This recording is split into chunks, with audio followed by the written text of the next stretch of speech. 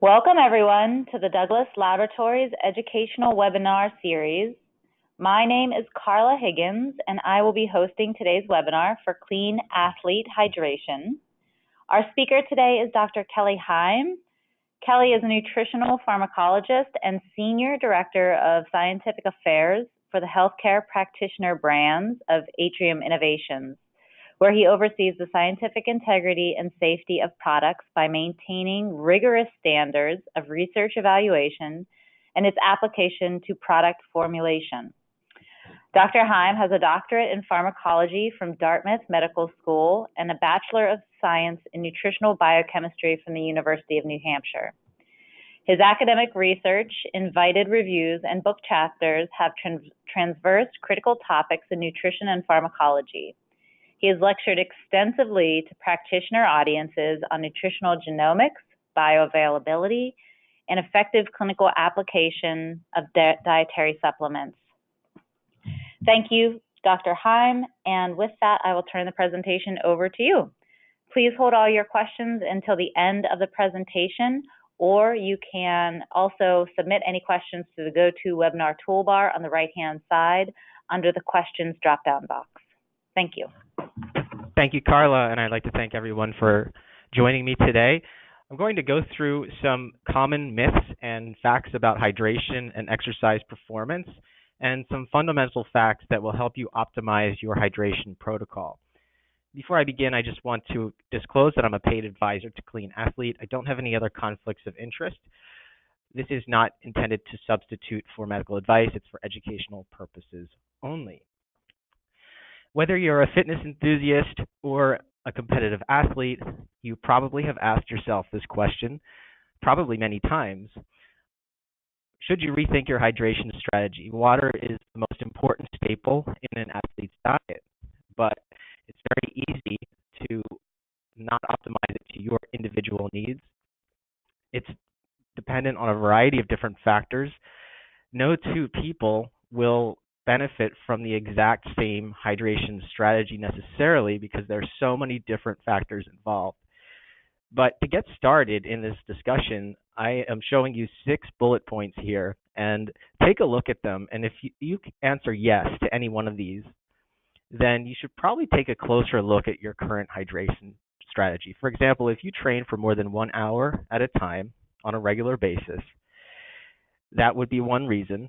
Another would be if you train indoors in warm, humid, or cold environments, which would be most environments. Thirdly, if you train at altitude anywhere above 5,000 feet above sea level. Fourth, if you're a salty sweater. And number 5, if you carry extra weight. And then finally, if you travel to compete, particularly air travel. So if you fly to different areas to compete or train, hydration becomes very important. Common hydration mistakes that athletes and generally active fitness enthusiasts make, or anyone engaged in physical activity that's intense or prolonged, are shown here. There are 4 big ones. The most common is drinking too little. Also, the problem of drinking too much has been highlighted in sports where there are harsh conditions, hot, humid conditions, and long durations of activity like marathons and hot weather. Drinking too much can lead to dilution of sodium in the blood. It's called hyponatremia. Thirdly, drinking the wrong beverage. Today, I'm going to focus on that. And then failure to individualize. Like I said, no two people are alike. No two people have exactly the same fluid needs. And that is a little bit more difficult to understand and arrive at your ideal protocol. But the 2 most common mistakes are 1 and 4. So collectively, those are the biggest mistakes that athletes make. Let's talk about dehydration and what that really means. It's pretty easy to identify dehydration. You just step on the scale. I'll go into that in a little bit more detail in a minute, but let's define what dehydration really is. It's anywhere above 2% of water loss based on body weight losses. So for a 125-pound female runner, for example, if she is 125 pounds before exercise and she loses 2.5 pounds, she's 122.5 pounds after a training session or a race, that's dehydration. That's a 2% water loss. Even a 1% water loss, that would be 1.25 pounds of weight loss, that can diminish physical and mental performance as well. So we're really dealing with mild losses of fluid causing decreases in physical and mental performance.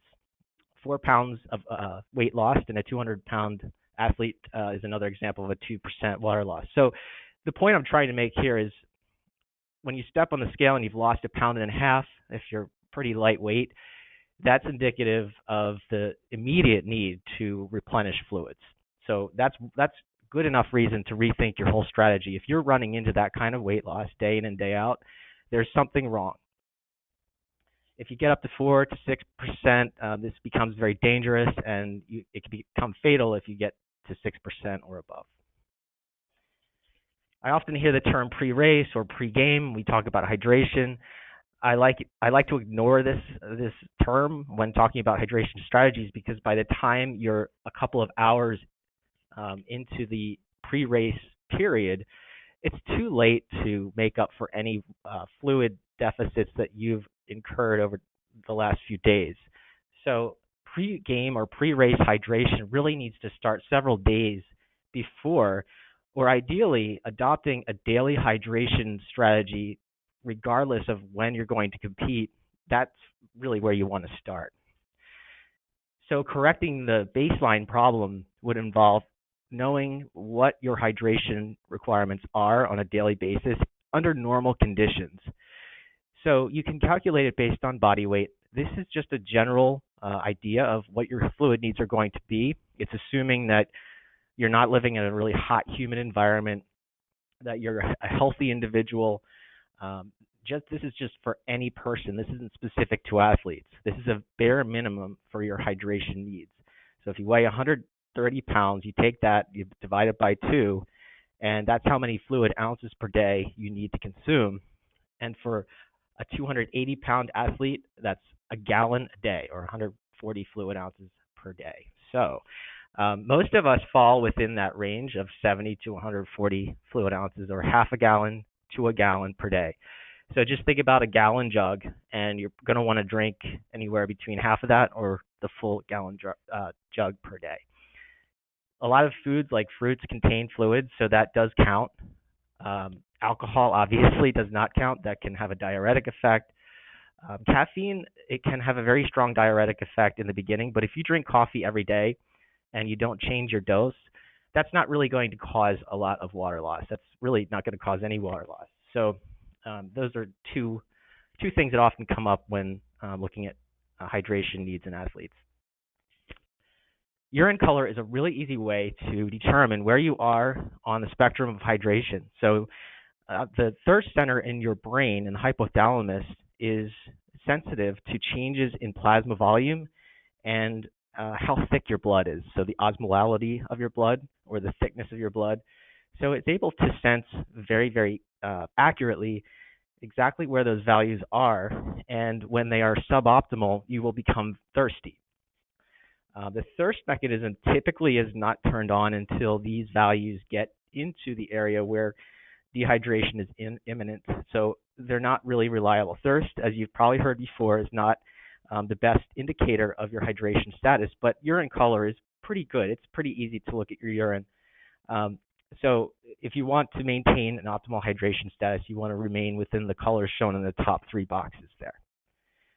Feedback signals that inhibit your thirst centers include moistening of the mouth. So if you suck on an ice cube, for example, that's going to make you feel a little bit less thirsty. So keep that in mind. These feedback mechanisms and your sense of thirst can be influenced by a variety of factors that may make your sense of thirst not necessarily in line with your hydration status. Urine is a very, very good indicator of hydration. Factors that increase fluid needs are shown here. Heat and humidity, obviously we know this. Intensity and duration, we know this as well. Equipment and warm clothing. Hockey players wear a lot of clothing. They're in a cold environment, but because they wear so much equipment, they are prone to dehydration. Higher body weights. Athletes that weigh more. If you're a coach or a trainer, you just want to keep an eye on your heavier athletes because they're going to be much more likely to suffer decreases in performance because of mild dehydration. Air travel, as I mentioned, very common cause of dehydration you might not necessarily be aware of. You're not necessarily going to feel more thirsty on an airplane, but you are becoming dehydrated. Poor acclimatization is another cause of fluid losses. Heat acclimatization is basically a set of adaptations that help the body prepare for exertion and heat and tolerate hot and humid conditions with fewer adverse effects on the body, including fluid losses. Protocols along these lines typically involve an initial period of 5 days of strategic restrictions in training duration, just to allow the body to adapt to a hot and humid environment. So in other words, if you fly to a destination that's hot and humid and you're flying from a very dry, cool area, you want to give your body about a week to adjust. Dietary composition does affect fluid needs. High salt intake will increase your fluid needs. If you are on a low carb diet, you might have to drink more fluid. Health conditions can also affect fluid needs. Kidney health, for example, can affect fluid needs, and there are a variety of others. So these are 9 factors that increase fluid needs that you should know about. So I talked about pre-race, pre-game, and trying to put that term and just put it aside and focus on daily fluid intake. But that doesn't mean that we shouldn't talk about before, during, and after exercise, because these are great opportunities to fine-tune your hydration so that you can make sure that your performance is where it should be. So before exercise, typically 2 hours ahead of time, you want to drink anywhere between 14 and 22 ounces of fluid, and then 15 minutes before the start, 4 to 16 ounces. These values are based on recommendations from the American College of Sports Nutrition, looking at runners who are hydrated at the start. So this timeline, I want to emphasize, is taken from evidence that took athletes that were already well hydrated because they were consuming adequate fluid amounts in the days prior. So these numbers might need to be higher if you weren't optimally hydrated the day before or 3 days before. These ranges are there just to allow for individual differences in tolerability. So runners might not feel comfortable drinking 16 ounces 15 minutes before a race, but 4 ounces is certainly better than nothing. There's a lot of trial and error involved in hydration, and I know that is one area that frustrates athletes. They just want a calculator that they could just figure out exactly what they need to consume, exactly when. But to be honest, there is really no way to substitute for your own experimentation, intuition, and relying on your knowledge and that of your coaches and trainers. During exercise, the range is 14 to 47 ounces per hour. Every 15 to 20 minutes is generally a pretty good interval for hydration frequency. So 4 to 12 ounces every 15 to 20 minutes. And then afterwards, so after means the entire day. So if you run a race in the morning, this means the whole day, and then the following day, 16 to 24 ounces per pound of body weight lost until your weight returns to normal. Sweat rates are highly variable, and this is one reason why every hydration program should be tailored to the individual. Most athletes lose anywhere between 16 and 64 ounces of fluid per hour, sweat per hour, in warm climates, and some athletes will lose quite a bit more. Sweat rate is highly variable. That depends on a lot of factors. First, it depends on the sport, depends on the activity.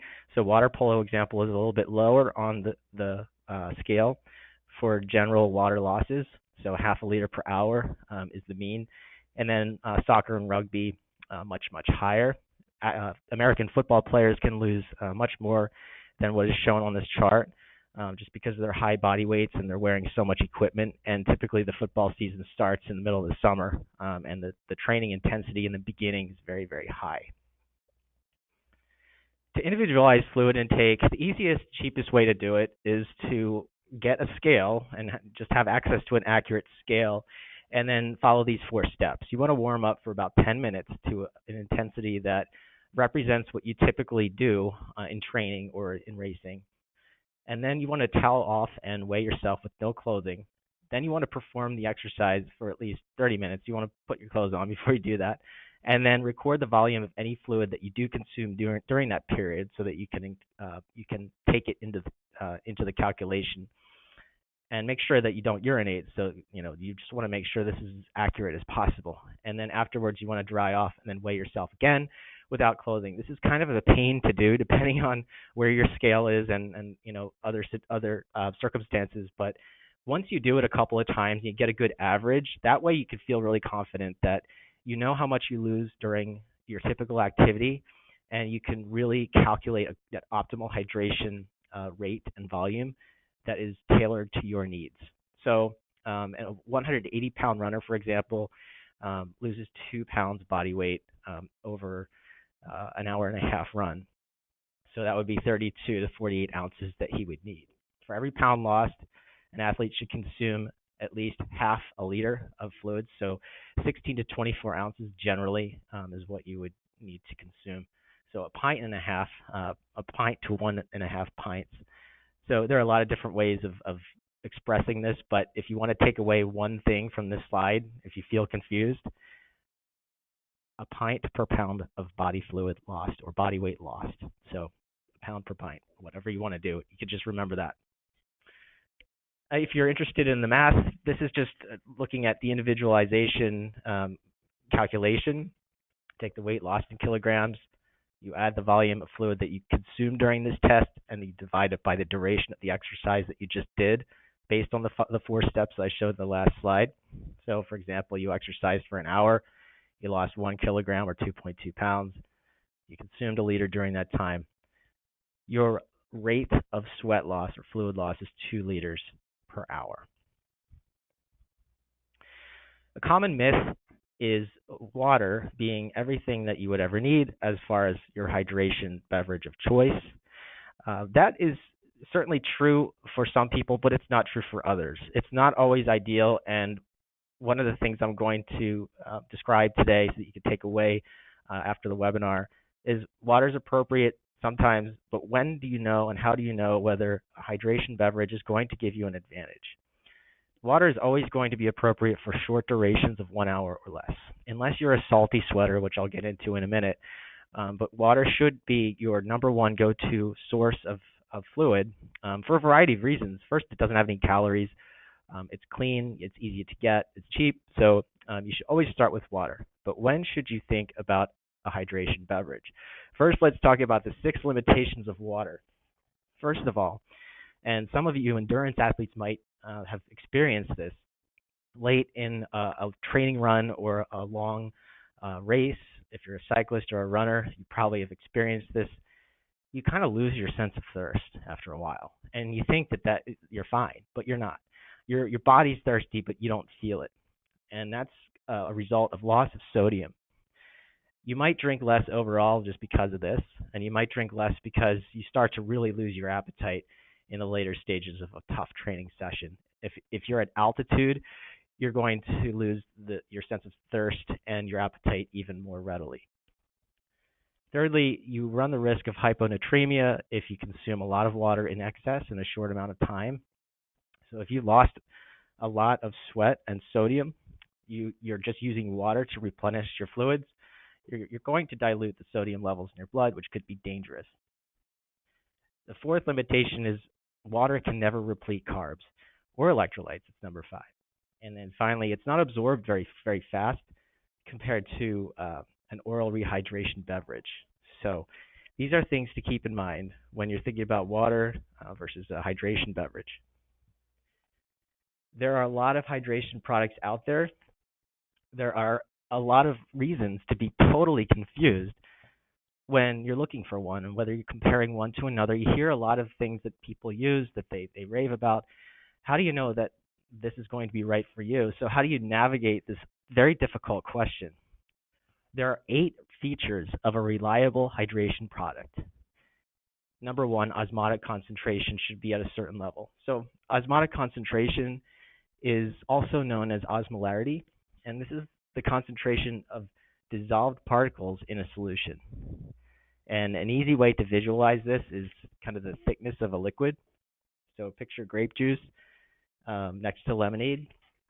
And the lemonade is going to have pretty low osmotic concentration, and the grape juice is going to be pretty thick and pretty high on the osmolarity scale. Secondly, 4 to 8% carbs. This is what you want to look at. You can't really see this on a label, so I'll talk about this in a minute. But you really want to look at a mix of different sugars and dextrins, and these are things I'll talk about in a minute. Sodium should be at 120 to 170 milligrams per 8 ounces. Potassium should be between 20 and 50 milligrams per 8 ounces. Number 6, no superfluous ingredients. You just don't want to have anything in there that you might not tolerate. And then 7, tolerability, and number 8 is taste. You can't really tell a whole lot from looking at a label. So this is one of the challenges that we all face. We don't really know a lot just looking at a label. We don't get a lot of this information. But you can look at 3 things: sodium, potassium, total carbs, and you can get pretty much enough information that you can probably make a decision. So sodium should be between 120 and 170 milligrams per 8 ounces, and this will actually enhance the taste of a beverage. We don't usually think of sodium enhancing taste, but it really does. And it will also improve the rehydration efficiency of the beverage, but you don't want it to be really high because then it can cause GI distress and it can actually make you more dehydrated because it will pull more fluid out of your blood into your gut, and that's the last thing you want happening during a race. Potassium is often part of the conversation regarding hydration beverages, but believe it or not, it's not all that important. You want to have some potassium in there because you do lose it through sweat, but it's not nearly as important as sodium. So sodium is often where athletes go wrong. They either get way too much or they don't get enough. And if you're not getting enough sodium, or if you're a salty sweater, if there is a deficit in your sodium intake somewhere in your day-to-day diet, or during or after or before a race, then sodium, I like to say, is often the unrecognized performance enhancer that nobody seems to be talking about, but they should. Total carbs, I mentioned a percentage, and you won't see a percentage on the label, but 13, that would be within the range. You want to look for 6% carbs. That would be 14 grams or less per 8 ounces. So if it's 14 grams or less, you're in that nice area. But if there are no carbs, then as I mentioned, you're really not getting the carbs that will help with replenishing lost glycogen, and also there is another advantage of carbs that I'll go into momentarily. What is not on the label? This is just as important as what is on the label. So tolerability and taste, you really don't know unless you try it for yourself. But who likes to do a lot of trial and error with respect to tolerability? I don't mind tasting a bunch of different samples, but I don't like testing things for tolerability. I want to know somehow that I'm probably going to like this beverage and it's going to sit well in my gut before I even try it. So how do you know that? Of course, you can't know just by looking at the label. Osmotic concentration is the only way to know. So let's talk about the absorption of sodium, glucose, and water before we continue along this line of discussion. So this is an up-close view of the lining of your intestine. So glucose and sodium are there in the lumen, and that's inside of your intestine, and they're there if you've just consumed a sports drink with those 2 ingredients in there. They're going to be absorbed through a transport protein called SGLT1.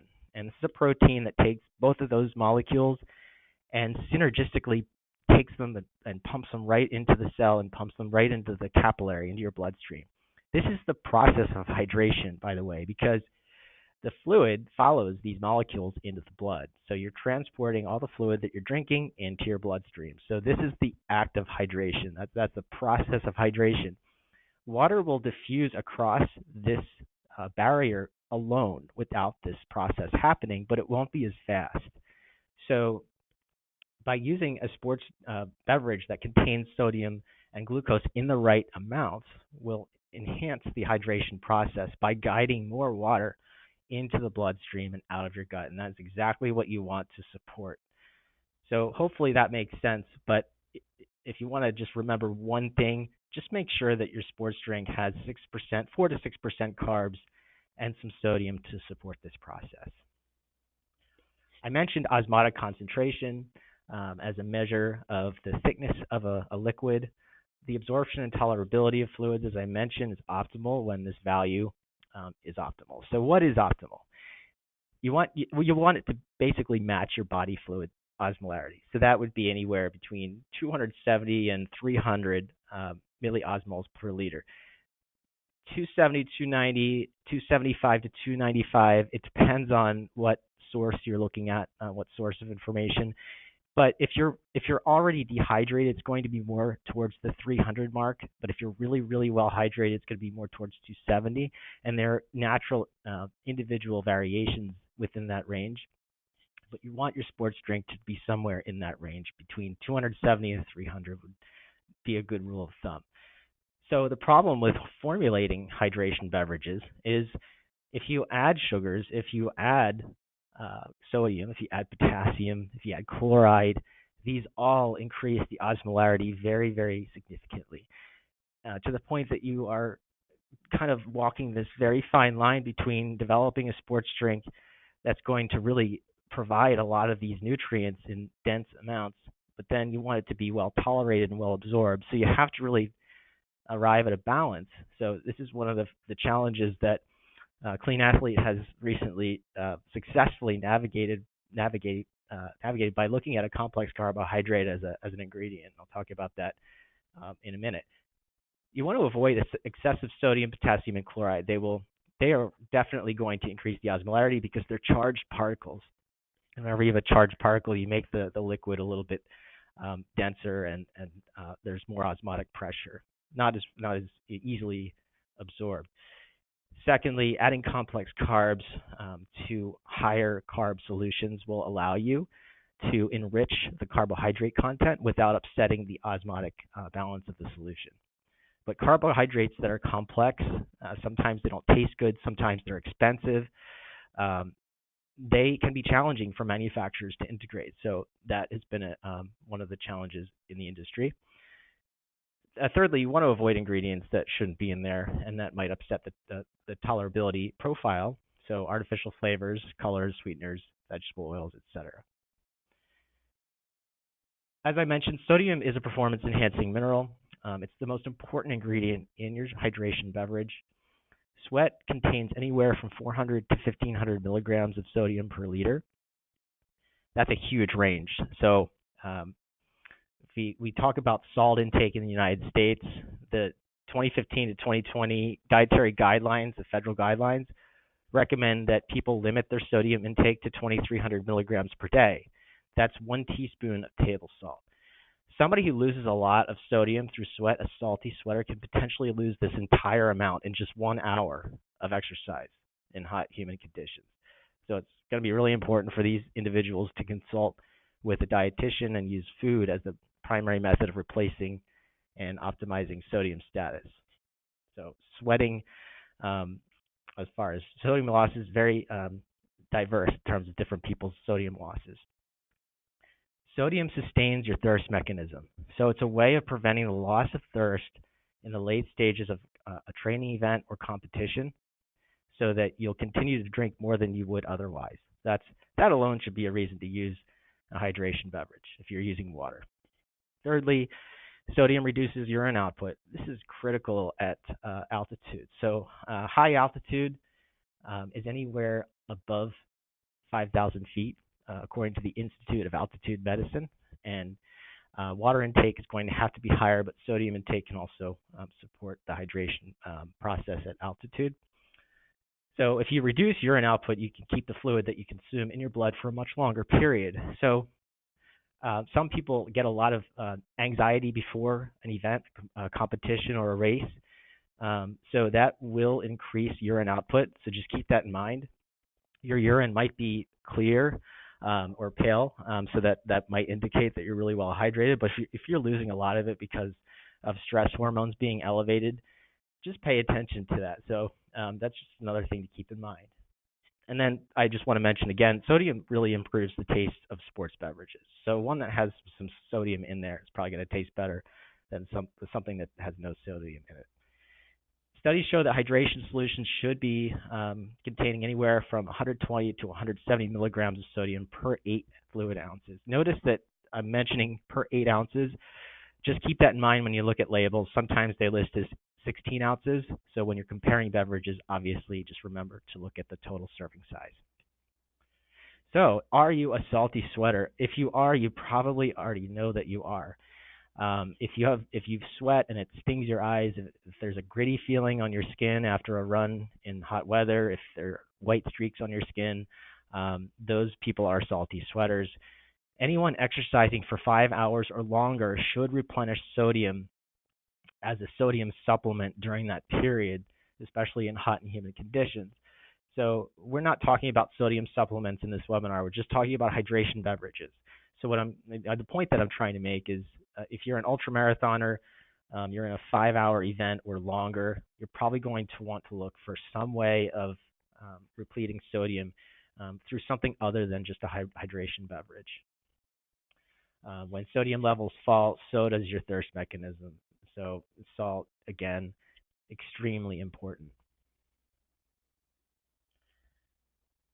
I will add, again, that diet is the best way for salty sweaters to make sure that their sodium status is maintained. Advantages of carbs in the right amounts, I will emphasize, are shown here. There are 3 benefits of carbohydrates. First, they really enhance the taste. You'll drink more just because it tastes better. Secondly, you'll increase the absorption of the fluid because of the osmotic gradient that you create in your gut versus your bloodstream, as I showed you in that diagram.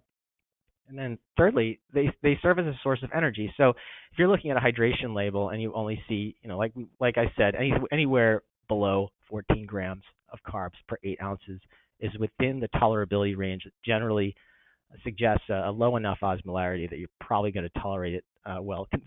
Just really assuming that the manufacturer took other measures to support an optimal osmotic profile. The source of energy part, this is key. A 6% carbohydrate solution is supported by many studies on athletes in a variety of sports and climates. And this is able to help maintain blood glucose. So a little bit goes a long way. Just a 6% carb solution can help keep your blood glucose high enough that you're able to perform better. So what's ideal? 4 to 8%. 6 is the sweet spot generally.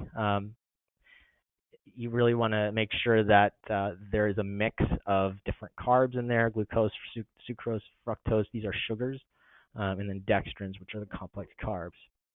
Not all dextrins are created equally. I'll show you what I'm talking about in a minute. And before I do that, I just want to go back to my last point about carbs maintaining blood glucose. Just a little bit more detail here. 30 grams of carbs per hour is recommended. It can help you perform better, keep your blood glucose elevated, keep your mental energy up, your physical energy up, without slowing you down, without creating GI distress. So that would be 16 to 32 ounces of a 6 to 8% carb drink per hour. Dextrins are complex carbohydrates. They are glucose units that are hooked together that can be used for energy.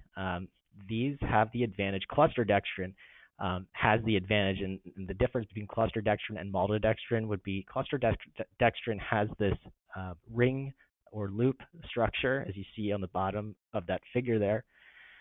And cluster dextrin has the advantage of having a very, very low effect, if any, on the osmotic profile of the sports beverage. So that means you can add more carbs without compromising the tolerability of the beverage. And that's probably what you really want to shoot for, is a little bit more carbs, but something that you're going to tolerate well. This cluster dextrin has been clinically studied to show that it does it does not disrupt the osmotic properties of a solution to the point that they would slow gastric emptying and hydration efficiency. Moreover, cluster dextrin is easily broken down for energy. It has a very neutral taste, unlike other dextrins. So I've gone through the key points that you want to keep in mind when you're looking for hydration beverages to optimize your individual program. Obviously, whenever there is a discussion or a conversation about hydration beverages, the term comparison always has to come up because there are so many of them out there. Where do you start? Is your current strategy optimal? Could you do better? So this chart gives you some of the key parameters you want to look at when you're looking at different hydration beverages. Everything from percent carbs to osmolarity, the different types of minerals that are in there, and other ingredients. So clean hydration, which I'll expand on momentarily. This is a 6% carbohydrate solution, has a low osmolarity, also low. It has a carb concentration and profile that are conducive to tolerability and taste. So sucrose, dextrose, fructose are the sugars that are used. Many experts recommend that combinations of sugars are included in oral rehydration solutions. The sodium level is right where you want it to be, 180, and then 70 milligrams of potassium. It does have some magnesium in it, 25 milligrams. This is a chelated magnesium, so it's not going to cause any GI upset, but magnesium is lost in sweat, so you want to include it so that you make sure that you're replacing the minerals that you're losing. There is no chloride in clean hydration, mainly because chloride will increase the osmolarity and possibly compromise the tolerability. Calcium is in there as well at a low amount. That's a citrate form. A little bit of vitamin C, and then natural flavors. This is gluten-free, dairy-free, non-GMO, no artificial sweeteners, flavors, or colors. It's a very reliable and versatile solution that we designed based on very well-established beverage formulation principles and, of course, scientific research. Just for comparison, you'll see some other elite brands, A, B, C, D. Just to give you an idea of what is popular, what's out there as far as percent carbs, you'll see that the percent carbs tends to be lower. As I said, it's hard to get to a higher carb content without upsetting the osmolarity, but we were able to do it. The carb types vary depending on the formulation that you're using. So this is a reference chart just for your own purposes. If you want to refer to it, these slides will be available to you. I'll point out the fruit juice is probably something that you know not to use during an event, and that just all boils down to osmolarity, just to give you a sense of the range of values, 270 to 780. And really, again, it's all about how well you're going to tolerate it and how fast you're going to absorb it. The lower, the better. So clean hydration details are shown here, just the same information that I presented in the previous slide, just so you get an idea of what the label looks like. And hopefully now you have a better appreciation for what you really can't see on a product label when you're looking at a hydration beverage. It's really important to know your manufacturer and to understand what their standards are, and to understand their sources of ingredients and what they base this formula on. So this is based on, again, thorough evaluation of the most up-to-date medical literature and position statements from trusted authorities on this topic. Very, very versatile product, pre-workout, during workout, after workout. This is also available in single-serve sachets as well. NSF International is the leading accredited third-party certifier of dietary supplements, functional foods, and supplement raw ingredients. It's considered the gold standard when it comes to testing for banned substances and ensuring that products are safe for athletes at all levels. This program is recognized by the NFL, NFL Players Association, MLB, MLBPA, PGA, LPGA, and the Canadian Centers for Ethics in Sports. So you can rest assured that your products are safe from anything that you should not be consuming. Certified supplements have to meet rigorous standards that include comprehensive lab testing and extensive evaluation of the manufacturing process to make sure that any contaminating substances or hidden ingredients are not added to a product. So if you want to learn more about this process, this program, just visit nsfsport.com or go to the Clean Athlete website for more information. And with that, I will conclude and open it up to questions. Thank you. Great. Thank you, Kelly. That was really informative. I've been taking notes the whole time because even though I also, I'm an athlete and I sweat a lot, I still forget some of those small details about what I'm looking for, how to hydrate properly. So that was great.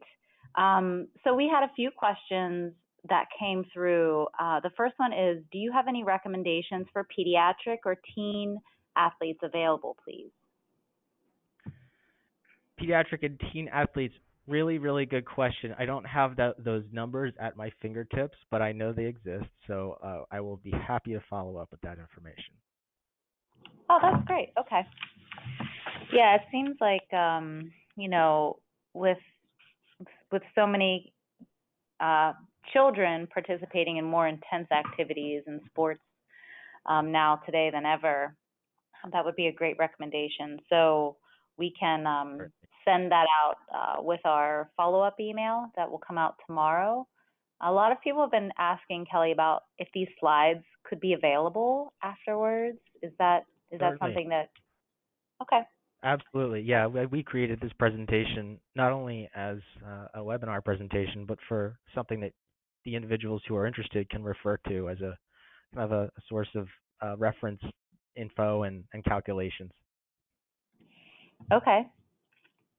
Fantastic. Oh, we have a lot of questions. Bear with me. One person asked if this is safe for diabetics, which I believe, yeah, that's an easy one, right? Well, that's a good question, and it really depends on the individual, and it should always be the decision of the healthcare provider, just because diabetes is such a heterogeneous disease, and it really depends on their level of glycemic control and whether it's appropriate. Really just has to be the call of the medical provider or the educated coach, but I would choose the medical provider as the first source of that information.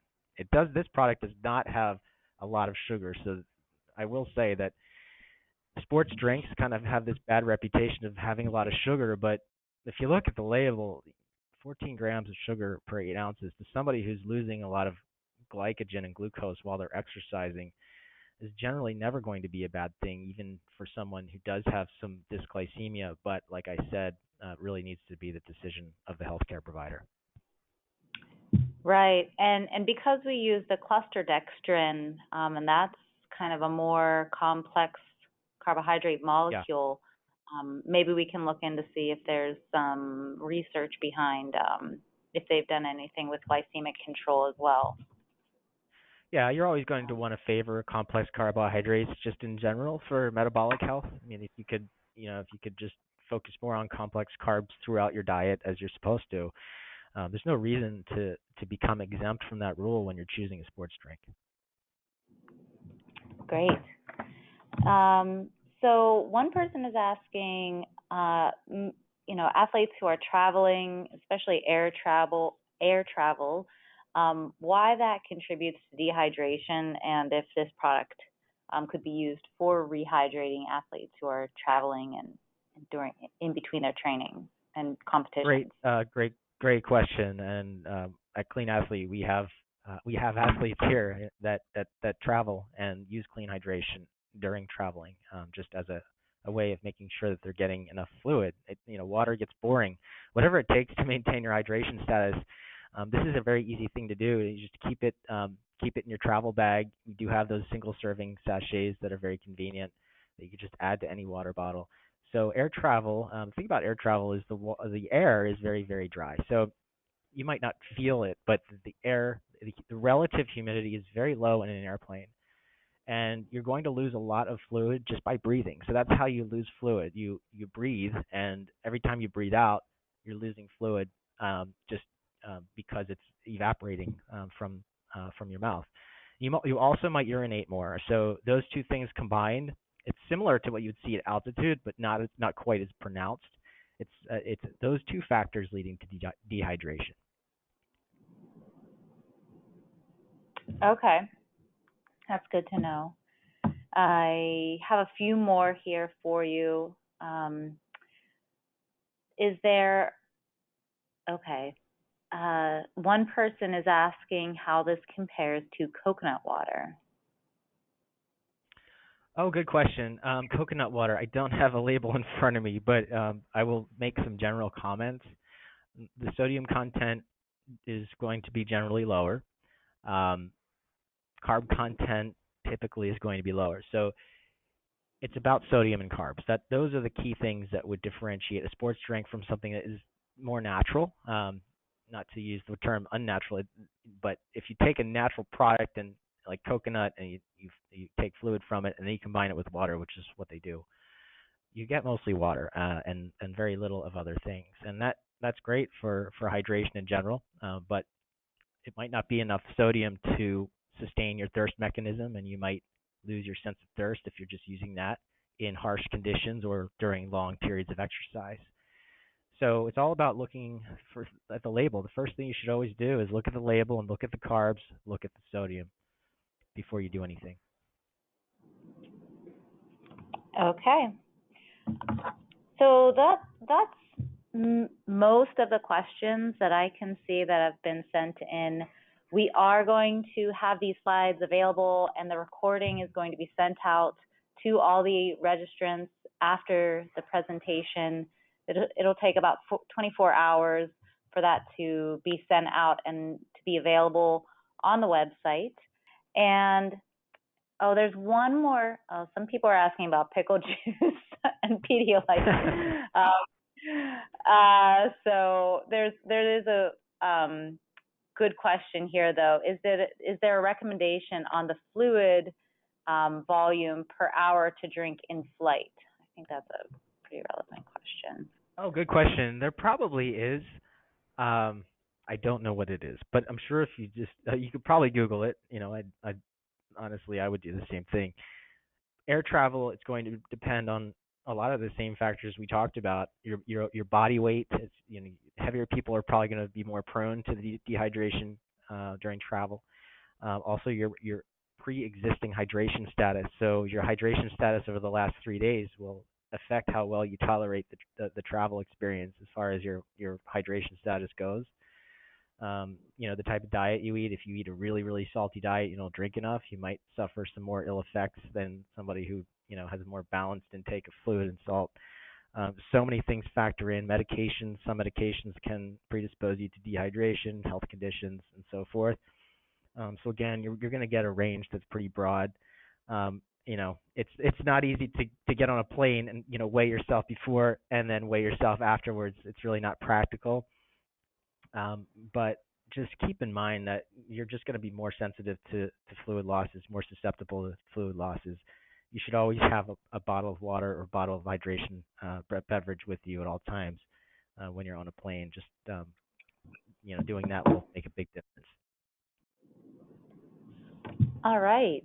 One last question. This one is about your thirst mechanism. So he's asking, when you say sodium helps with your thirst mechanism, are you specifically targeting the TRPs? I guess that's the thirst receptor. Yes. I believe they're ion channels. So I don't know the answer to your question. I will be more than happy to revisit it as a follow-up. Going into the hypothalamic mechanisms of the thirst, the trigger of the sense of thirst. I'm not familiar with the biochemistry of it, but sodium will turn on that mechanism. So how it does that, it could be activating some kind of a receptor or a channel or some kind of a protein target to do that. It's probably doing something like that, but this is specifics I'm not, not aware of. But thanks for that question. Okay. I keep saying one last question, but here's another question. Any suggestions on best practices for maintaining appropriate hydration for swimmers? It's going to have to involve weighing the athlete before and after a swim session. It's the same as with runners or terrestrial sports.